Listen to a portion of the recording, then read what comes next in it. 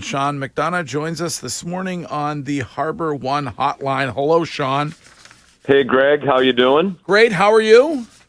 I'm doing all right. I'm fighting some allergies this time of the year, but other than that, I'm doing fine. A little bit of concern around these parts when it comes to the Boston Celtics this morning. Yeah, I didn't watch much of that last night, but I obviously saw the highlights this morning. It's kind of surprising, given the situation that they let that lead get away as they did. But as Chad Finn pointed out in the Globe today, they have a knack for not making things very easy on themselves, so I guess we shouldn't be that surprised.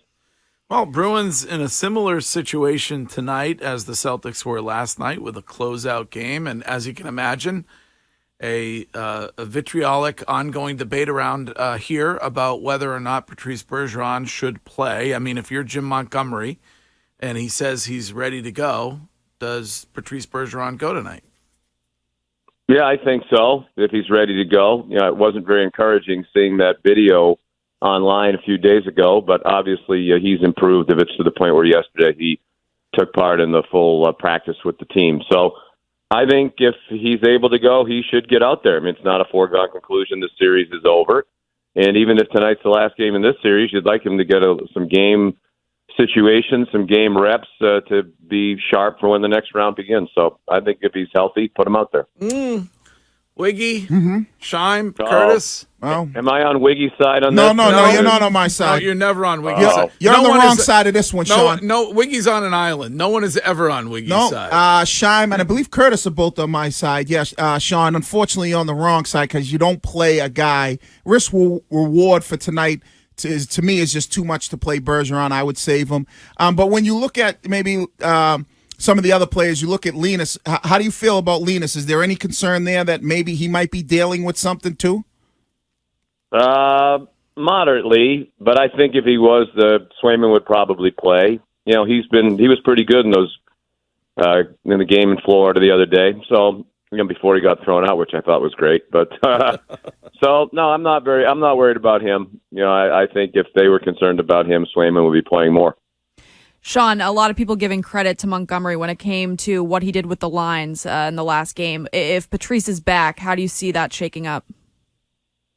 You know, it's interesting because I was reading this morning that the lines were kind of mixed up at practice yesterday, some combinations that you couldn't have imagined seeing, including that Bergeron and Marchand weren't together. And I read Monty even made a joke that could be a problem because if he calls Bergeron's line to be up, Marchand will jump over the boards too because they're always together, and they might have too many men on the ice. But they said at practice yesterday, Marchand was with Coyle and Foligno, and Bergeron was with Pastrnak and Bertuzzi. So, there's no harm in doing that in practice and seeing how it looks. And I do think that, when Monty has jumbled up the lines, for the most part, it's worked pretty well. But what's worked really well for a long time is Bergeron and Marchand together. So I would expect that tonight, if Bergeron is playing, that they would be out there together.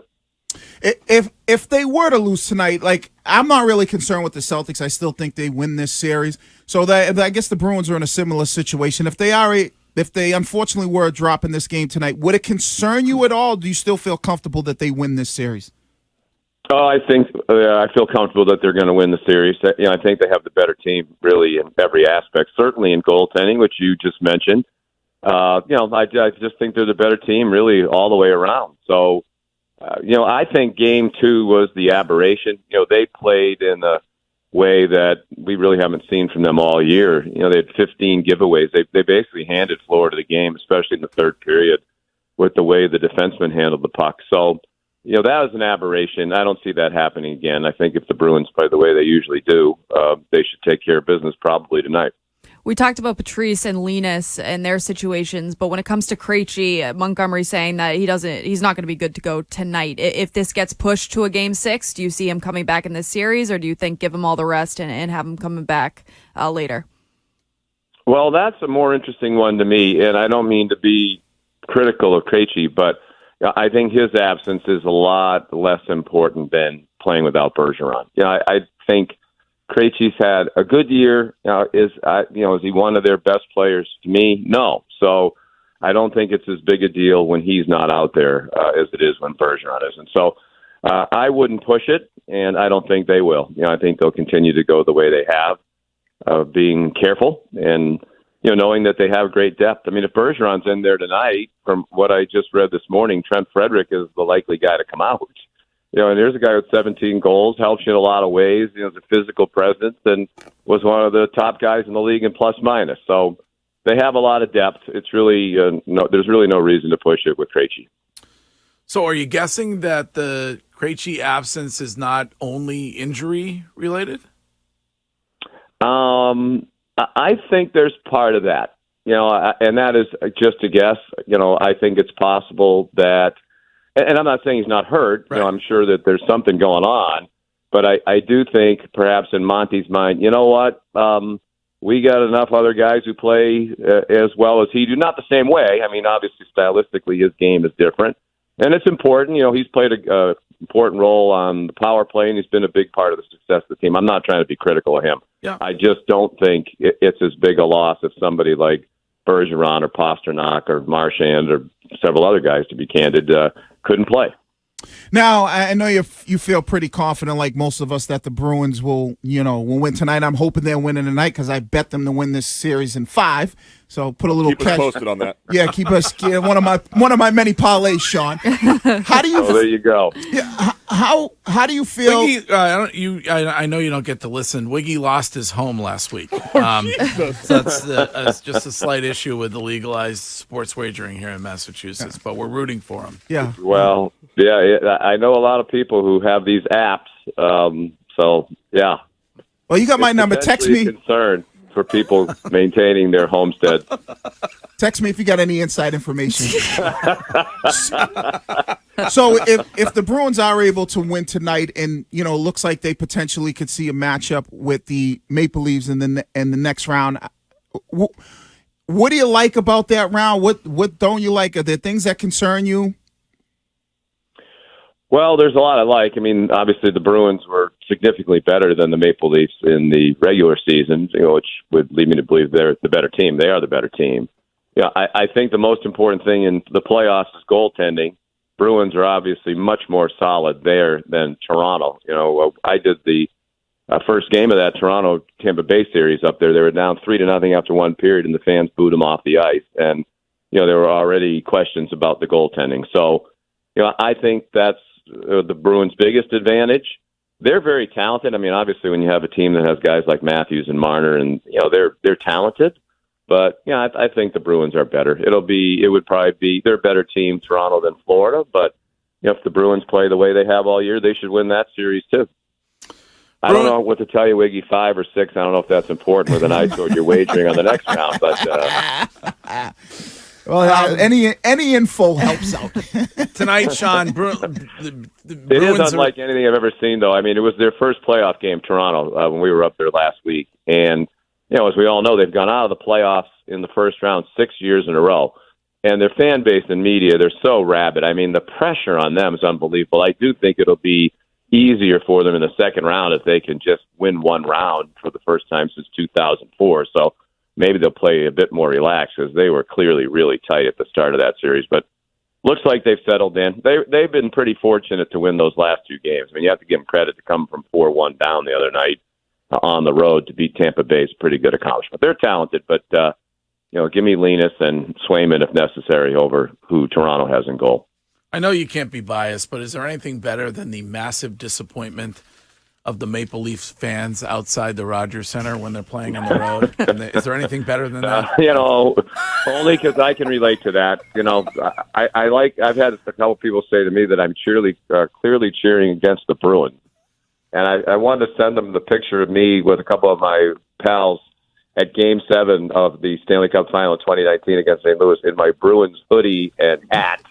And I remember how disappointed I was walking out of there after Game 7.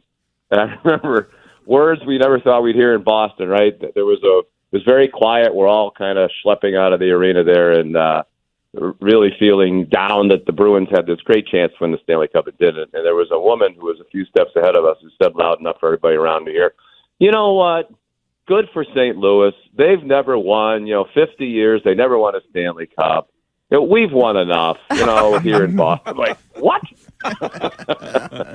So, I don't like to gloat when other people are feeling pain as a fan base because, I know what it's like when our teams don't win, when you're hoping that they will. Sean, far be it from me to tell you or ESPN how to do a broadcast, but I think it would really be funny if we had the live in-game parlay that Wiggy made and have like a sign and a ding when he gets it wrong and he loses during the broadcast. Does Wiggy have an in-game parlay tonight? Well, yeah. I usually my son and I we discuss it before because he told me I should have bet Marchand first goal of the last game, and I didn't, and he did. So I'm definitely gonna put some things together. Will it be a 4-leg, or are we going 7-legger? No. Usually I'm like somewhere 3 legs, maybe 4 legs. Okay. Hockey's a little bit harder with multiple legs. Yeah. So and then I'll listen to I'll listen to what PK says because I know Chelios and Messier. We got to get them a little bit more energy on the intermission. So.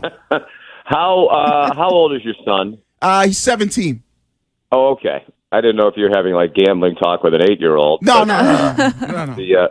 No, 17. Well, that's all right. Now The other one, by the way, is the other Sean. Sean. I mean, how often do you win a parlay that has 3 legs? Oh, I won one in the Bruins not too long ago, last week. $750, Sean. That's the only. Wow, Not bad. that's impressive. His other kid is 29, That'll keep you Sean. going for a while. His other son is 29 and Finding still future playing parlay college bets. football. Does that seem weird to anybody, or is that just me? What's that? I said his other son is 29 and still playing college football. I don't understand that.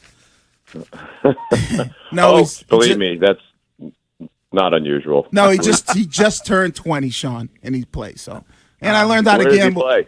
He plays at. They both will be at UMass this year. He transferred from Arizona. Oh, well, there you go. Go Minutemen. That is How's right. the Brockton High team going to be? We're going to be really good, Sean. I'm telling you, we got some talent out there, and we are going to be very good. We're going to play with swag, and we're going to play with fun, and we're going to go out there and catch some W's. Now, are you getting this job because it wasn't going well in recent years? That's usually how coaching changes happen. But Yeah, they were a solid team, but just want to go. Everything's different direction. You know what I mean? Mm-hmm. So. Now, what kind of style are we going to play? Wide on open. offense and defense. You're going to be aggressive. Wide open on offense and go hunt on defense. That's it. Go get them. It'll be fun to watch. You come do a game for us. Lord knows. I mean, I'm doing enough other games. I might as well. It's time to come watch you do your thing. That'll be fun. I'm happy for you. Well, I appreciate that. I'm going to push heavy for ESPN to do a high school football game out there because they do that all over the place. No, they do. We do some high school Yeah? football. Oh, yeah. You usually have to be one of those, top powerhouse teams in the country, like IMG Academy or Yep. one of those places. But I have every faith that you can build Brockton back into that. I appreciate You that. should see the letter that Wiggy wrote Herb Street to get game day there. There's some concern That I would say is a slim chance, but you never know.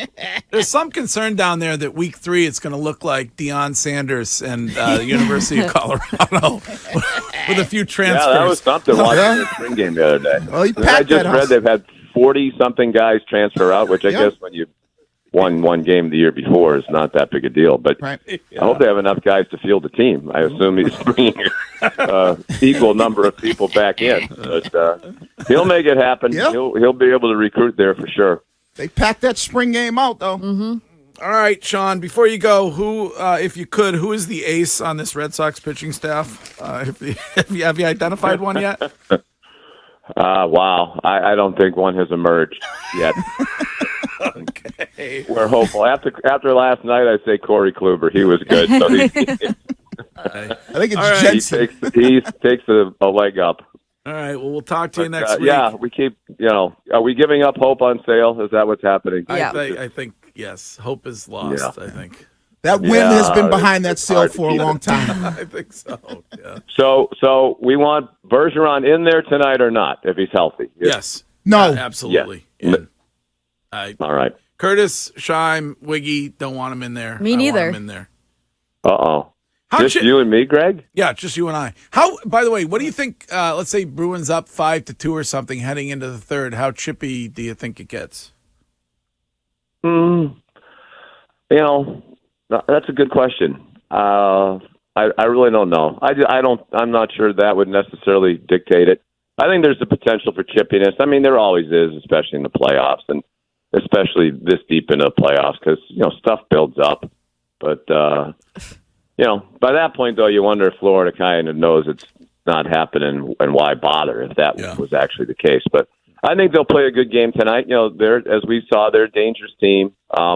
Be interesting to see what their goaltending situation is, and they do get Ekblad and Duclair back tonight, allegedly. So.